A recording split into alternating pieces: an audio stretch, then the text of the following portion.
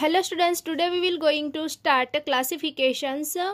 Classification ની અંદર તમારે જે રિમેઇનિંગ પોઈન્ટ છે એ છે પ્રવર્ગ ચતુષ્પાદ એટલે કે પૃષ્ઠવંશીઓનું ક્લાસિફિકેશન. પૃષ્ઠવંશીની અંદર હનુધારી અને હનુવિહીનમાં હનુધારી અને હનુવિહીનની અંદર પ્રવર્ગ મત્સ્ય આવે એનું ક્લાસિફિકેશન આપણે બીએસસી સેમ 1માં ડિસ્કસ કરી લીધું છે. હવે બીએસસી સેમ 2ના સિલેબસ પોઈન્ટ ઓફ વ્યૂથી તમારે જે ડિસ્કસ કરવાનું છે એ છે પ્રવર્ગ ચતુષ્પાદ.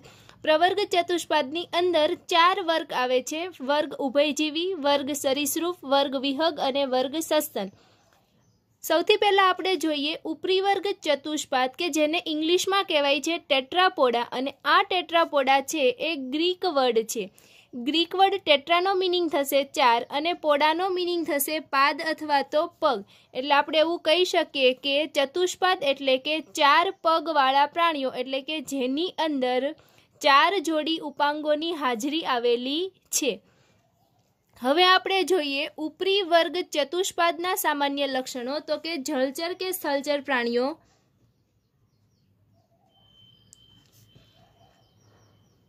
વૃક્ષ નિવાસી કે હવામાં વસનારા પ્રાણીઓ,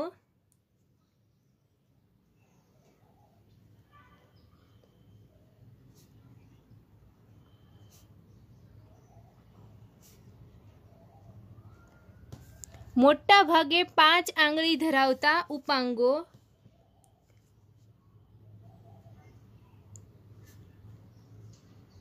મીનપક્ષ ગેરહાજર,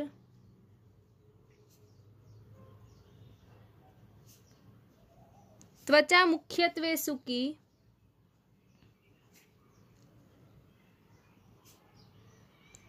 શ્વસન ફેફસા દ્વારા,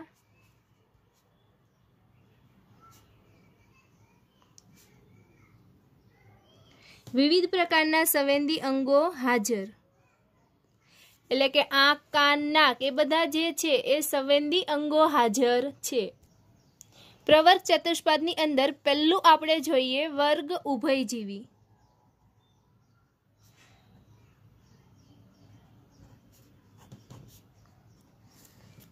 તો આપણે જોઈએ વર્ગ ઉભયજીવીના સામાન્ય લક્ષણો.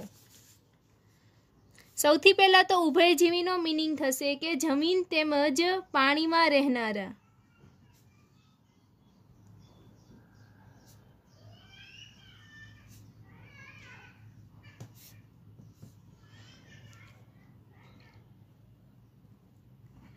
અસમતાપી એટલે કે શીત રુધિરવાળા. અને શીત રુધિરવાળા પ્રાણીઓનો મિનિંગ થશે કે બહારના વાતાવરણનું તાપમાન બદલાય તો પ્રાણીઓના શરીરમાં જે રુધિર છે એનું તાપમાન પણ બદલાય છે, એટલે કે અસમતાપી પ્રાણીઓ છે. આથી તેઓ ગ્રીષ્મ નિંદ્રા કે શીત નિંદ્રામાં જતા રહેતા જોવા મળે છે.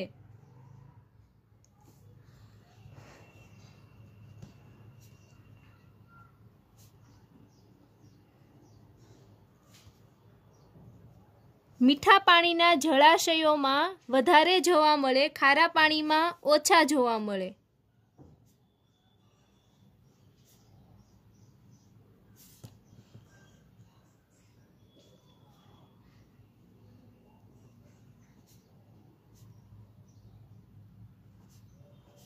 પૃષ્ઠવંશીમાં ઉત્ક્રાંતિની દ્રષ્ટિએ પહેલું જૂથ.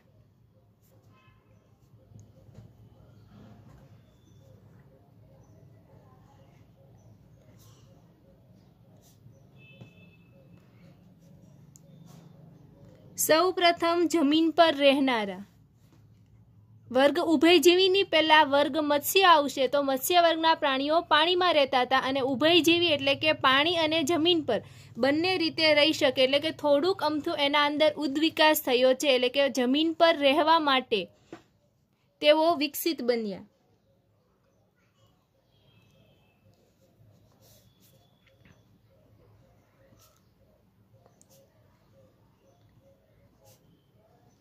પ્રજનન માટે પાણીની હાજરી એટલે કે ઉભયજીવી વર્ગના જે પ્રાણીઓ છે આ વર્ગના પ્રાણીઓને ઈંડા મૂકવા માટે પાણીમાં જવું પડે છે. એટલે કે પ્રજનન પાણીમાં જ થઈ શકે છે. અને ઉભયજીવી પ્રાણીઓનો વિકાસ પણ પાણીમાં જ થઈ શકે છે.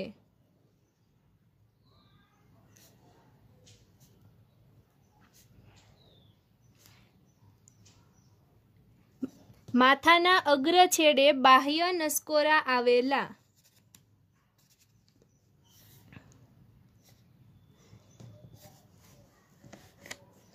અને બાહ્ય નાસિકા છિદ્ર હશે જે નાસિકા કોટર અને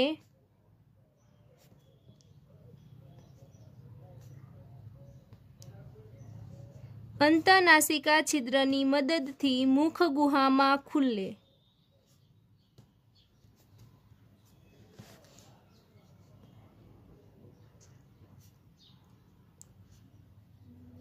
આંખની આસપાસ પોપચાની હાજરી જોવા મળે.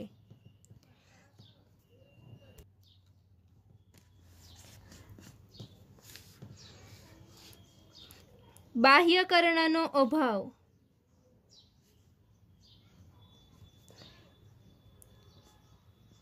અંતકર્ણ અને મધ્યકર્ણ હાજર.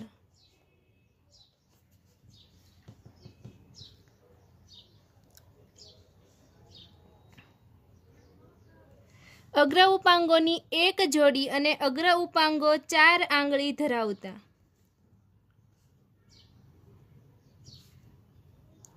પશ્વ ઉપાંગો 5 આંગળી ધરાવતા.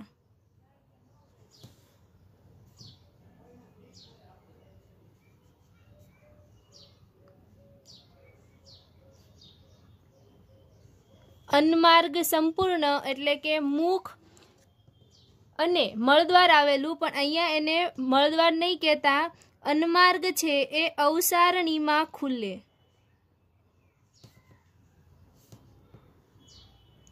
અવસારણીનો મિનિંગ એવો થશે કે જેની અંદર મળદ્વાર, મૂત્રાશયનું છિદ્ર અને પ્રજનન માટેના છિદ્ર ત્રણેય વસ્તુ અવસારણીમાં ખુલે.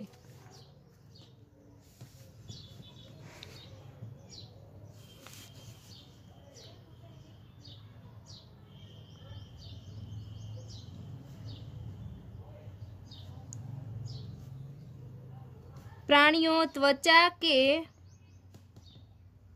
ફેફસા દ્વારા શ્વસન કરે.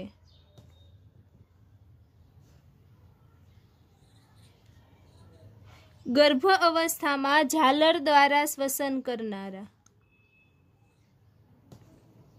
એટલે શ્વસન છે એ પ્રાણીઓ જ્યારે એના ડિંભ અવસ્થામાં હશે ત્યારે ઝાલર દ્વારા શ્વસન કરે અને ત્યાર પછી ડિંભ અવસ્થા પછી ઝાલરો અદૃશ્ય થઈ જાય અને ત્વચા, મુખગુહા કે ફેફસા દ્વારા શ્વસન કરે છે.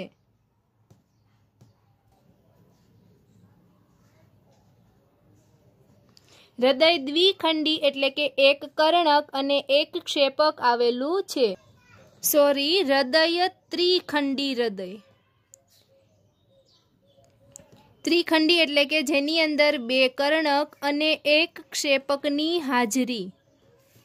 2 કર્ણક અને 1 ક્ષેપક હોવાથી ક્ષેપકની અંદર રુધિર મિશ્ર થાય છે.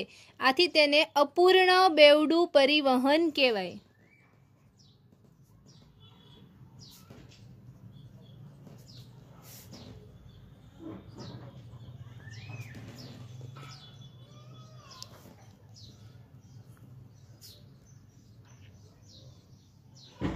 વિકસિત ચેતાતંત્ર ધરાવે.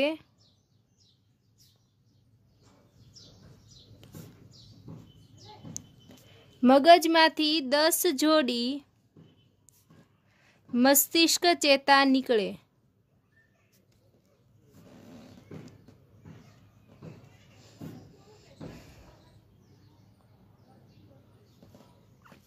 આ પ્રાણીઓમાં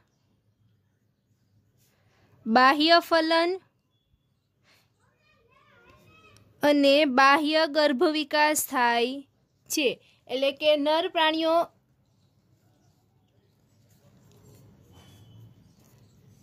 છે એ શુક્રકોષોનો ત્યાગ કરે અને માદા પ્રાણીઓ છે એ અંડકોષોનો ત્યાગ કરે. ત્યાર પછી એ શુક્રકોષ અને અંડકોષનું ફલન થઈ અને ફલિતાંડ બને જે પ્રાણી શરીરની બહાર બને છે.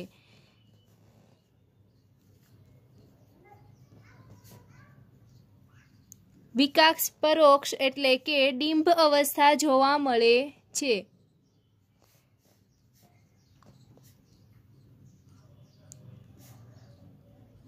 બાળ પ્રાણીઓ છે એ જલીય વસવાટ કરે અને પુખ્ત થતા તેઓ જમીન પર આવે છે.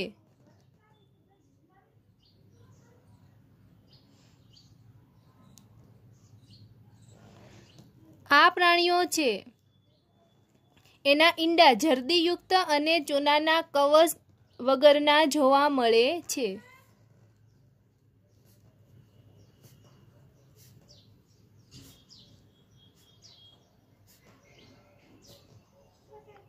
જર્દીયુક્ત ઈંડા અને ચૂનાના કવચ વગરના. વર્ગ ઉભયજીવી નું વર્ગીકરણ 3 શ્રેણીઓમાં થાય છે. પહેલું અપાદ એટલે કે અપોડા, બીજું 6 પુચ્છા એને કહેવાશે યુરોડેલા, અને ત્રીજું અપુચ્છા કે જેને કહેવાશે એન્યુરા.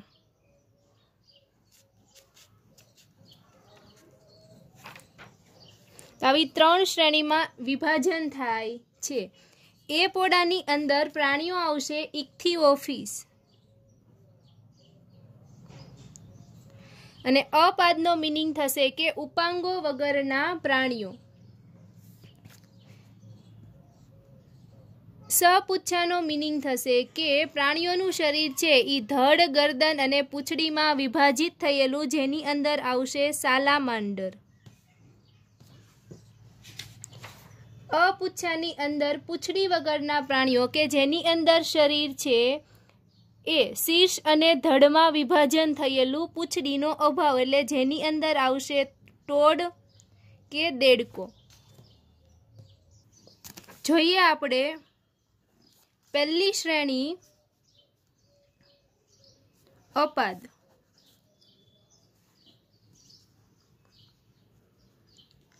અપાદની અંદર સમાવિષ્ટ થતા ઉભયજીવીઓ ઉપાંગ વિનાના, લાંબા અને અળસિયા જેવા હોય છે.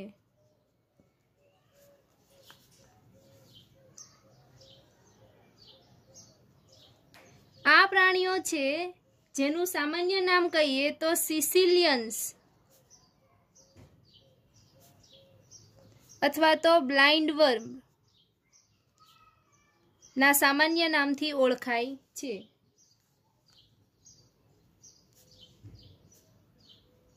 મળદ્વાર પશ્ચ છેડે આવેલ, પૂંછડીનો અભાવ ધરાવતા,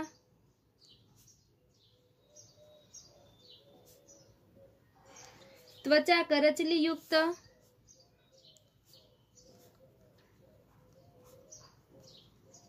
નાના નિચર્મીય ભીંગડા ધરાવે. નિચર્મીય ભીંગડાનો મીનિંગ થશે કે જે ભીંગડા છે એ સમયે સમયે નિકાલ પામે છે.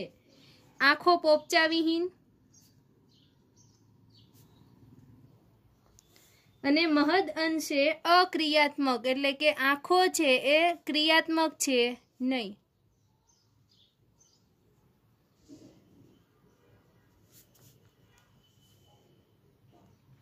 ઈંડા મોટા કદના અને પૂર્ણ વિખંડન દર્શાવતા.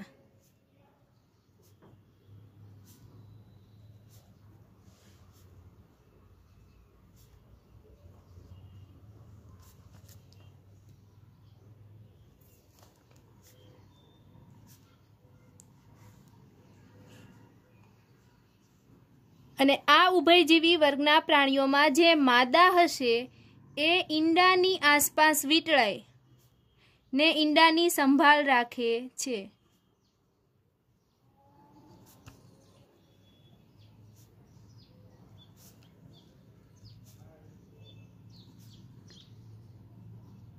ઉદાહરણ તો કે ઇક્થિઓફિસ. હવે આપણે જોઈએ બીજી શ્રેણી સપુચ્છા.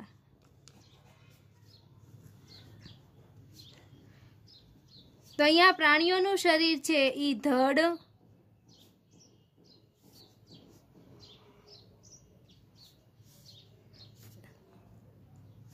શીર્ષ, ગરદન, ધડ અને પૂંછડીમાં વિભાજિત. ચામડી લીસી અને ગ્રંથિમય.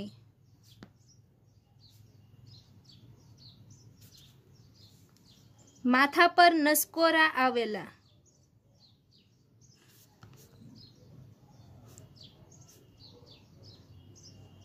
આંખ પર કર્ણપટલ આવેલા કે જેની અંદર બાહ્ય કર્ણ નહીં હોય પરંતુ મધ્ય કર્ણ અને અંતકર્ણ હાજર.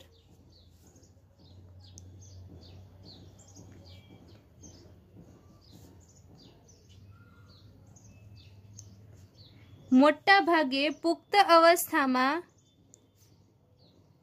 ગ્રીવાની પાર્શ્વ બાજુએ ઝાલર ફાટો ધરાવતા.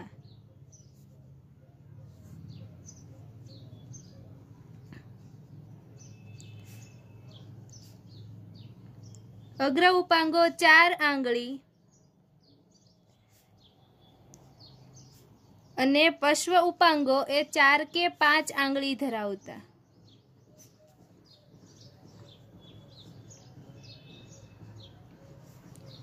પૂંછડીના મૂળ ભાગમાં એટલે કે પૂંછડીની જ્યાં શરૂઆત થતી હશે ત્યાં અવસારણી છિદ્ર આવેલ.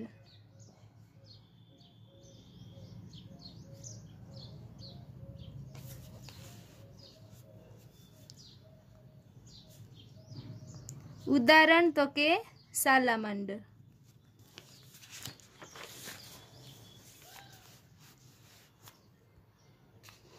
ત્રીજી આપણે વાત કરીએ શ્રેણી એન્યુરા. એન્યુરાનો મીનિંગ થશે અપુચ્છા.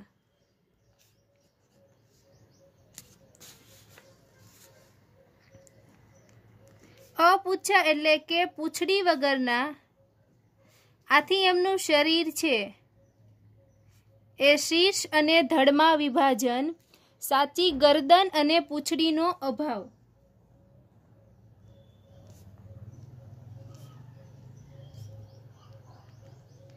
ચામડી લીસી અને ગ્રંથિમય. શ્વસન છે એ ત્વચા, મુખગુહા કે ફેફસા દ્વારા કરે.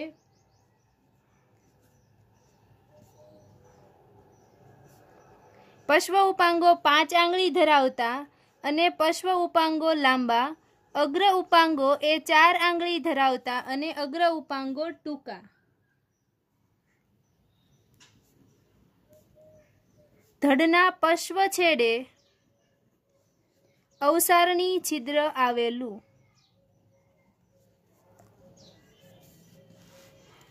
પ્રાણીઓ એકલિંગી. બાહ્ય ફલન દર્શાવતા અને ગર્ભ વિકાસ એ ડિંભ અવસ્થા જોવા મળે છે.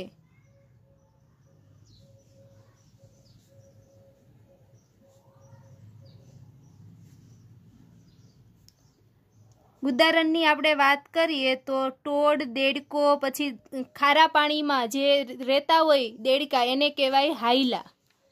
Okay, thank you.